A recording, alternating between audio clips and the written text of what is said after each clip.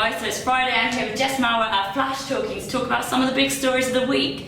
Obviously, you can't really get away from the Olympics at the moment, although I think both of us kind of have a little bit, right? I know, it's been a little crazy. I was Neither of us watching away last weekend, and I know it started, I think, late Friday, and I haven't watched a single thing.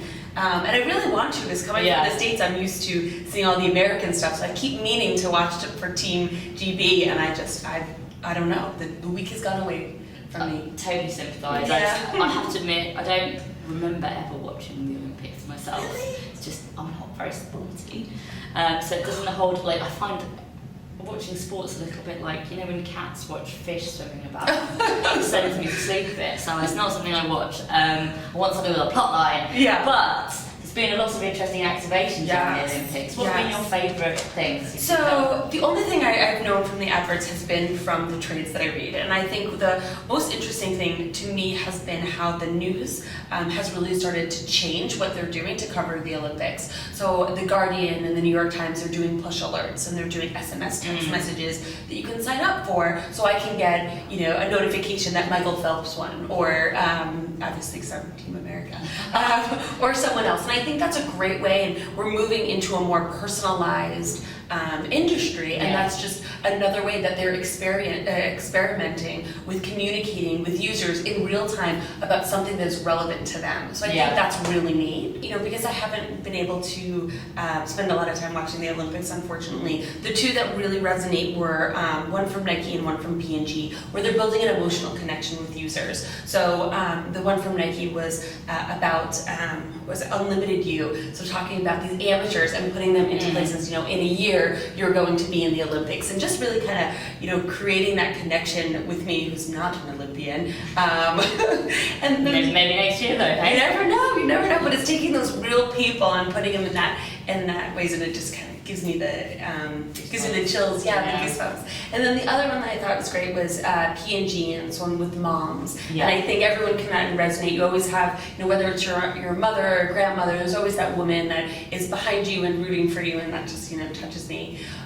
So those were two of the videos. I thought there was actually a really exceptional one that Nike has done, in which they have, they've said they're going to do. If Usain Bolt wins the world's record this year, and I think it's 200-meter relay, they're actually going to, in real time, do an ad that's going to congratulate him. And I think that is so cool, and that's something at Flashtalking we've been partnering with a few companies like TVTY to do. And it's, you know, you're now able to, in the moment, affect what you're going to say with the dynamic creative. And I love the fact that, you know, if he does beat the world record, they'll have a message, and they'll have probably him in his Nike shoes. And if he doesn't, they'll have a different message. And I love how you're able to react in real time now, and that's pretty exciting. That's pretty cool, isn't it? I was also quite interested in, have you seen about Facebook has introduced a kind of Snapchat? We're going to talk about Facebook quite a bit today, but Facebook have got, they've like taken the Snapchat filters almost, and a similar concept, and you can overlay kind of a little the Instagram, exactly.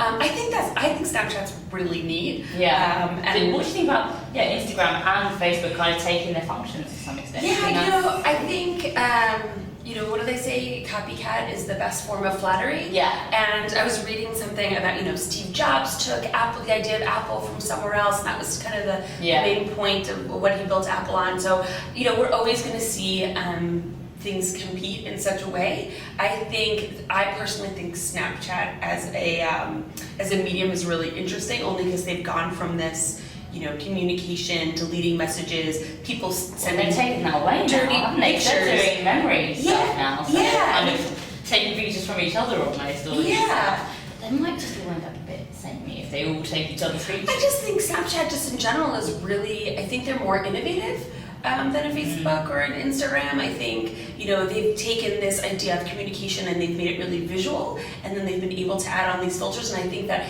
they're just going to, you know, Instagram is copying, and they'll probably take it to the next level very soon. So I don't. It's interesting to see where they go with it. It is interesting. It is interesting, but for whatever reason, I don't feel the same way. The UI just doesn't feel the same to me, and I guess maybe I'm maybe too old for these mediums. Not at all. I don't think so. Another thing that Facebook has obviously been talking about this week is there's been this new development with their position on ad blocking. Yes. What do you think about that? Yes. Well, I will say as an ad server, it doesn't matter to me at all, right? That's pretty much my point of view.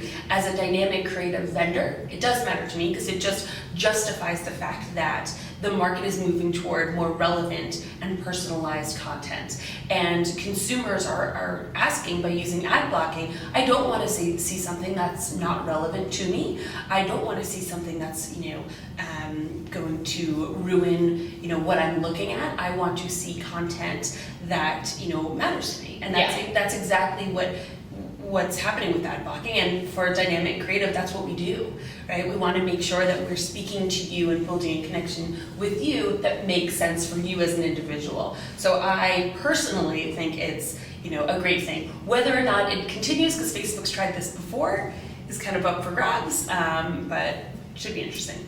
Yes, one to watch. And another thing, to go on about Facebook again, that P&G have said that, having used this hyper-targeted feature on Facebook, they're now kind of scaling back and they're kind of trying to get away from it being too targeted and widening their... Yeah, P&G is interesting because there's such a large portfolio of brands. I think, if you look back to what General Motors did in, I think, 2011, they did the same thing, right? They pulled their $11 million budget because they wanted these big branding things, and Facebook said no. And then what happened 11 months later, they came back and jumped on board again. So it should be interesting to me. I mean, from what I've read, and maybe you've seen some other things, they're taking the money and putting it toward TV. I think TV is a good vehicle for branding. Yeah, so it should be interesting. Maybe they're doing a big launch and they want to get, more of those massive reach eyeballs. So, I don't know. Yeah, and sometimes you find a different market by expanding, don't you? So, I don't know. It'll be interesting to see what happens there. It should be. And then I wonder if they are putting it toward TV, are they then going to take that, the TV commercials, and they're going to put it into videos? I don't know. So, it should be interesting. One to watch, definitely. Another one to watch, I guess, is the M&M Awards, which are coming up quite shortly. Something that me and Alex are very focused on at the moment. Yes. So we've got 2 categories up on our website at the moment for people to vote on. We've got brands and advertisers. Who do you think are the front runners?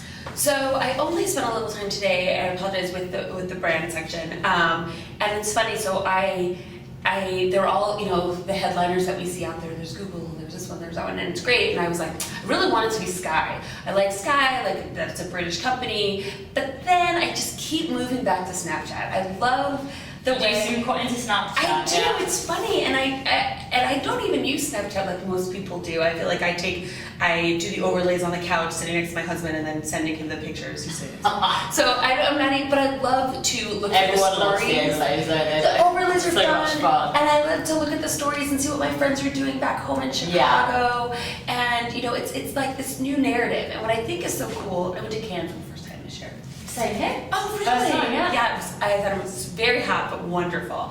And I love those. They have the massive Snapchat banner, That's don't exactly they? it. And they, blinds you at night. It's so bright. But it was amazing how they were like, this is a festival for creativity, and we're moving out of the ad tech space, and we're now moving into the creativity space. You can use us, and they were talking about a lot of their TV shows, their original content, and I love how they're pushing the envelope. And some of it is going to work, and some isn't.